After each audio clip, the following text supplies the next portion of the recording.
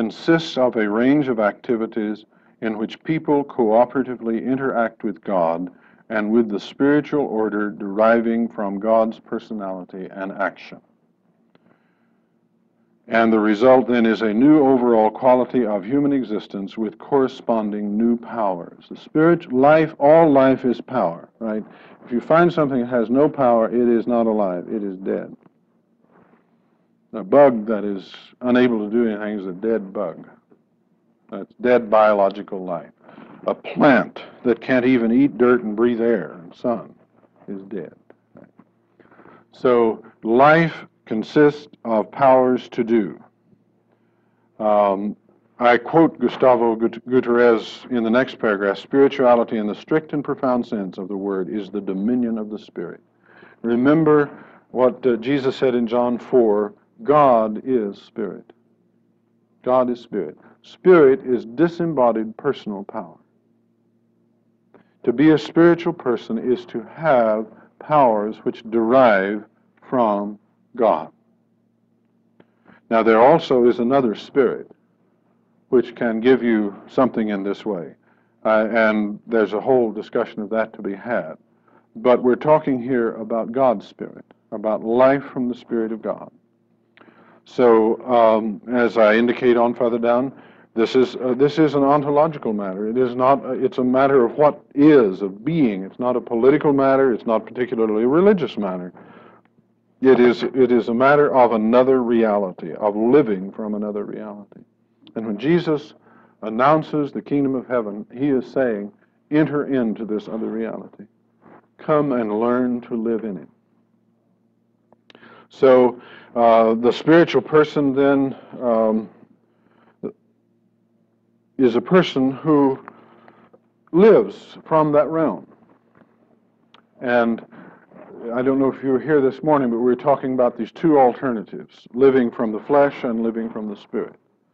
See, the paradigmatic illustration of what spiritual life is in Galatians, 2 or 4, the discussion of Hagar and Sarah. And Hagar and Abraham generated Ishmael with no help from God. And he was a child of the flesh.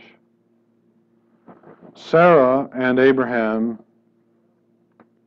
cooperated in the generation of Isaac with help from God, so that Isaac was the child of promise and emblematic of the Spirit. And if you study, that's Galatians 4, isn't it? You study Galatians 4 to fix these things in our heads. One of the things we have to do is come around to thinking that the New Testament is written with words that are meaningful, and we have to establish what those meanings are by reading the context. So you have these great passages like Galatians 4 or Romans 8. Romans 8, just one verse here to try to tie this discussion to, and I think it will be helpful. Often misread. Verse 9 of Romans 8, you are not in the flesh, but in the Spirit, if so be that the Spirit of God dwell in you. And if Christ be in you, the body is dead because of sin. Now remember, that means that you now have a choice of living from another reality than just bodily existence. Doesn't mean the body is dead in the biological sense. But the Spirit is life because of righteousness. Now, verse 11 here is a great blazing clarion call to the reality of the spiritual life. If the Spirit of him that raised up Jesus from the dead dwell in you, who is him that raised up Jesus from the dead? God. He that raised up Christ from the dead shall also quicken your mortal bodies by his Spirit that dwelleth in you. Now, that is not a text about the resurrection. That is a text about this life. Look, therefore, brethren, we are debtors not to the flesh, to live after the flesh.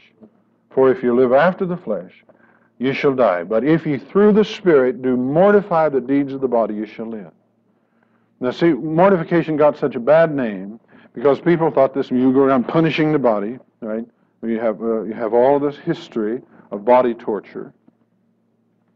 It doesn't mean to really do anything about the body except to live from the Spirit and subordinate the body to the spiritual life.